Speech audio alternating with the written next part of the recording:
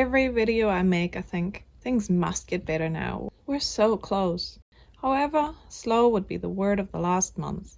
Well, 2, 3, 4 months? We're coming up to a year of building now, excluding a year of planning and 8 months council consents before that. The building company had confidently assured us our build would possibly take 9 months total in their sales pitch. But when tradies don't show up, or only work very short days, don't have the materials they need delivered, being patient becomes really nerve-wracking this close to the finish line. But let's talk about the progress we have had. The deck was built, and I really look forward to enjoying outdoor living and this tranquil view next summer. The wood burner was installed and in the position we wanted without any issues that would have been put on us. So glad we fought for this, especially since the original position could have caused issues in the roof space. It's perfect, and I cannot wait to cozy up on the couch. This winter? Haha, maybe I'm dreaming. Kitchen bench tops went on, and I was so looking forward to more kitchen progress and seeing it completed. But then the kitchen company went into liquidation, and we're still waiting for when or if they'll finish it off or another company needs to complete it.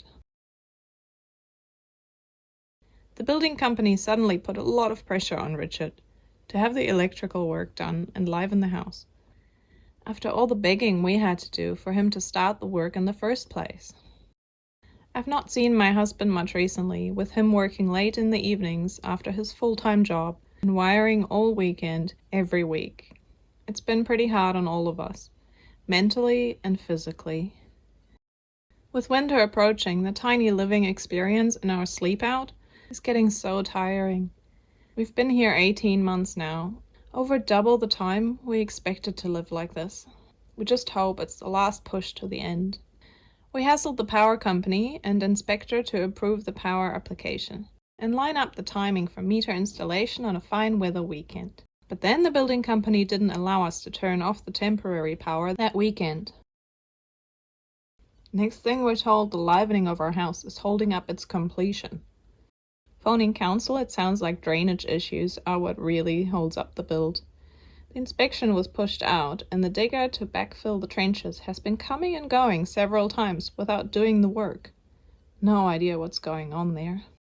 We were forced to agree to another design change, this time for the balustrade of the turnaround area, because the brackets that were meant to be poured into the concrete had been forgotten 8 months ago.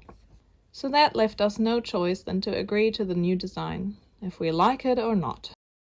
There's still a lot of work to be done, especially on the exterior, and the winter weather has arrived with more storms and flooding. We've now received our 3rd notice of weather delays from the building company, even though the last 2 months of fine weather weren't utilized to do the exterior work. The already conservative completion date, 160 working days after foundations, is supposedly protecting clients from being financially impacted by build delays, and the building company has to back pay clients after exceeding that date. As we found out though, this can be randomly pushed out again and again. For example, this time by 8 working days, due to wet weather. But the new completion date given is actually 15 working days later. Not sure who's done the counting here. All that for actually just 2 days of rain. We should be a lot closer to completion than the date given anyway, since the building company wants no chance of a client ever collecting back pay. But who knows? At the pace that things are going, and with all the fixes to be done, we might still be building in 3 months.